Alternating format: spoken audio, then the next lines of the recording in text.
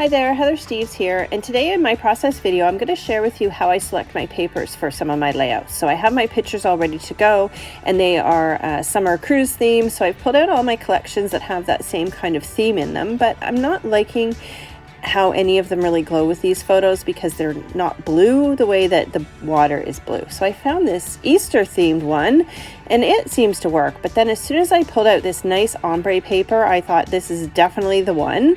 So this is the Regatta collection. It's from quite some time ago, so it's long ago retired, but it's perfect for these photos.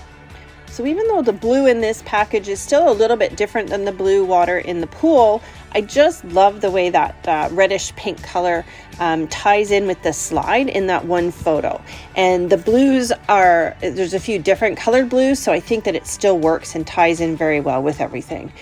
So this layout was inspired by a Bonnie Tulo layout that I saw, and it has quite a few different papers on it. So I'm just going through and trying to figure out which papers I want to use. And I decided I wanted to get that dark blue zip strip, but I want it to be 1/8 of an inch. So I have it still attached to one of my papers. I'm cutting it off just 1/8 of an inch at a time, and that makes it so much easier than trying to actually cut a 1/4 inch strip into 1/8 inch strips.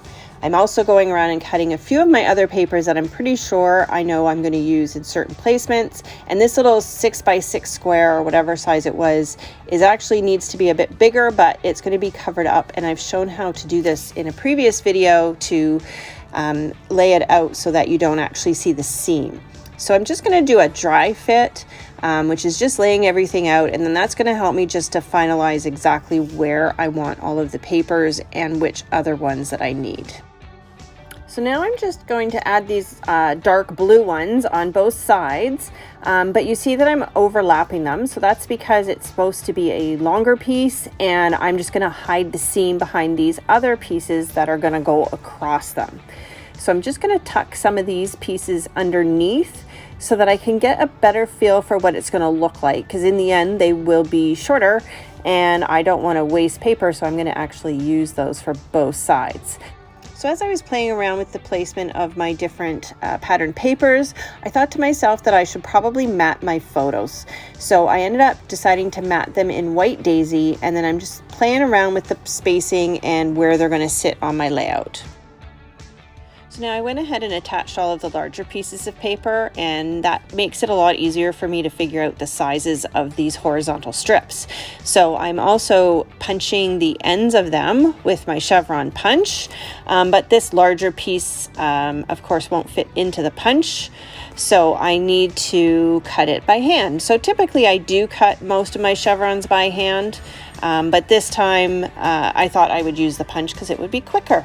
But I want it the dimension, the size of the chevron to match, so I've just kind of lined it up with the paper just to get me a bit of the angle. So never really done that before, but it seemed to work. I cut up to the center point, which is what I usually do with my chevrons, and then I'm doing the other side there as well. I kind of use the cut off from the first side, and it looks pretty good to me.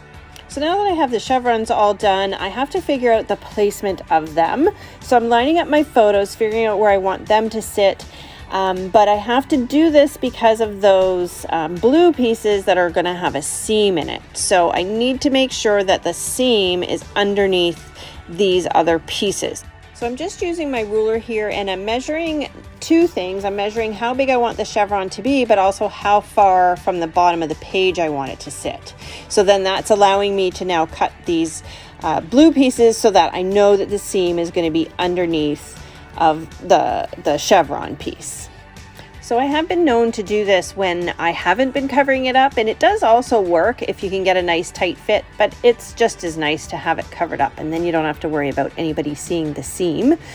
Here I'm just cutting off a tiny bit at the top because some of the white was showing, because sometimes papers aren't always exactly the same size.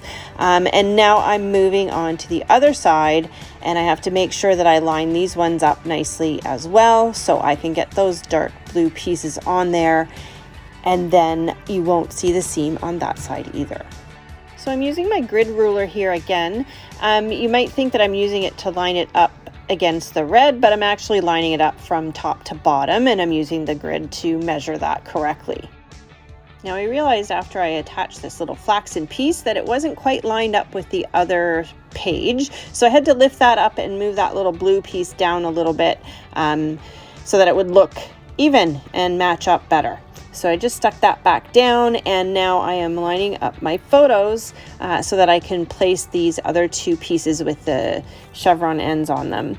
So you can see that I'm measuring my blue piece so I can see how big it needs to be. And then I'm going to do the same with my red piece, and then I've got them cut. And now I can actually attach those down and put my photos on top.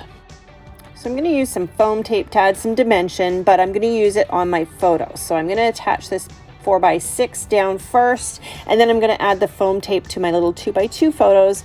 And that works really nicely when you're overlapping photos like that, because then it gives a bit better of a shadow. It just looks nicer when you pop those up and you have a little bit of variety. I'm also going to put some foam tape on this 4x4 photo and also on the 3x4 photo on the other page. So now I'm going to work on attaching those little chevron dovetail pieces down to this side. I'm making sure with my ruler that I'm lined up from side to side so that things look nicely even once they're done. And then I'm going to start to attach my photos. So as I said, I'm going to put the foam tape on the 3x4, attach it down, and then I'm going to attach my 4x6. But I forgot that I had a flip flap to put under my 4x6. So that's a great way to add extra photos to your layouts. But since I pushed it down, I just pulled it back up quickly. I'm just rubbing the adhesive from behind it, but there you see I just tucked my flip flap in, and I realized it was the wrong orientation because I can't put a 4x6 flip flap so close to the edge of my page protector. I will not be able to cut it. So now I have to pull all the adhesive on the other side so that I can do it properly. So now I can start with some embellishments, and I had this PML card, and so I'm just doing a really rough cut of that tag out of there because I don't know which side of the tag I'm going to use yet. It's double-sided. I also have this title that I'm going to use that it's came with it with the compliments, and I'm just trimming around it so I can see if it's going to fit. I like that it's going to fit, and this is just a little trick that I use typically when I have titles like this that are on heavy backing. I'm just cutting half of it away, and then that way that helps me to line it up properly. It doesn't always work the best because you see my little Y fell off. The backing is really heavy. The letters are pretty heavy, but still the backing sometimes pulls it away. So you have to use a little bit of a effort and delicate hand to kind of get that to work. So now I'm just trying to choose a couple of papers that I can use for some tags that are going to just tuck into the back behind those photos. But you can see that I don't need full tags, so I'm just actually cutting out a portion of my paper on the tag. And then I'm just looking for some twine to put in there. I end up deciding on the flaxen twine. I think that it will go nicely and kind of bring a little bit more of that flaxen color into the layout. So I'm attaching that to these tags, and then I'm going to affix them down. So my next step is to grab the coordinating embellishments that go with this kit, and I'm just sorting them all into like designs and shapes, what have you, and then that's going to help me to figure out which ones that I want to use. So you see that I'm just placing a couple of different ones around. Oh, and I grabbed this zip strip, so it has some cute little banner sayings on there, so I'm going to fussy cut those out, and then I can decide where I'm going to put them. So I'm just going to jump ahead. You don't need to watch me do all of that. So now that they're all cut out, I definitely want to put one on this picture up here, and I'm looking around to see what else I have. Can't really decide on too much of it yet, so I'm going to stick these tags down. So I went ahead and I did that, and then I realized afterwards that I wanted to put a grommet in them just to, I don't know, add a little pop of color in there and to make them a little bit more durable. I find I tend to pull the twine a little bit tight and it sometimes will rip. So I just like the look of having the grommet in there. So this is what you see me doing now. I'm pulling them up and I'm sticking that grommet in there. It was a bit awkward and it's kind of hard and not really great with my crocodile. I usually end up crushing the grommet, but whatever. It looks okay once I'm done. Even though the grommets sometimes get a little bit crushed, the twine kind of covers it up and it works fine. Now that those are all fixed up, I can move on, and I'm going to go ahead and attach that little banner onto my photo. So I've got these two photos, and I usually put a little bit of adhesive on the back just to hold them in one spot, but there's a little bit of white showing. Sometimes they don't always line up perfectly. So that was me just trimming those little bits of white, and then I attached the banner inside of my flip flap, and now I'm going to go ahead and attach my flip flap down and make sure that I use my bone folder to push it down really hard, and then I'm reattaching my photo from where I took all of my adhesive off of it. So now I'm just playing around with the different embellishments and just trying to decide what I like where. I do like the idea of the little branch and then the little twig of berries as well, but I'm not totally set on where exactly I'm going to put that. I also like this oval shape, and there is a craft one of those ovals with a little saying in it, and then this sticker one with the little saying. So I cut the sticker out so I can kind of play around with them. And then I also have these epoxy stickers that came with the set. So I thought maybe I'd pop some of those in there. But I can't really confirm where I want them just yet. So I put some foam tape on them, on the oval stickers, and then I'm just kind of playing around with my placement to see what I like and which one I like where, because you can see I'm just flipping back and forth between the two. I end up settling on this sticker one on this side, and then I put one of the craft leaf branches in there, and then that's going to help to tie the craft color around the page as well. And you can see that I've got 3 embellishment clusters. I've got the journaling tag there, I've got the little tag sticking out from above my photo, and then I have the one on the far left with the little oval. And so it's always good to have threes and triangles, and it just helps your eyes to move around the page. So I finally decided on which side I'm going to use this tag, and then I've trimmed it up much neater, and now I'm adding a grommet to this one as well.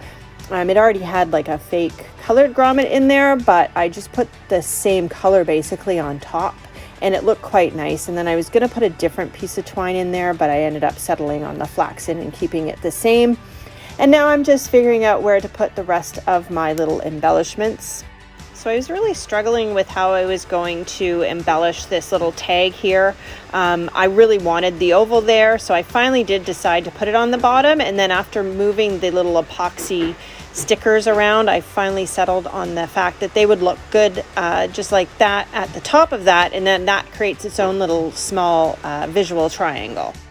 Now here I'm just getting some excess adhesive off of my scissors. So that's something that you might not know about, but if you use the rub and remove eraser, it will get rid of the adhesive on your scissors. Even though they're non-stick scissors, it's still sometimes the cheap glue gets stuck to them. So now I'm just putting the last final embellishments onto my layout, and then it's all done. And I really hope you enjoyed this video. Please don't forget to like and subscribe to my channel, and have yourself a wonderful day.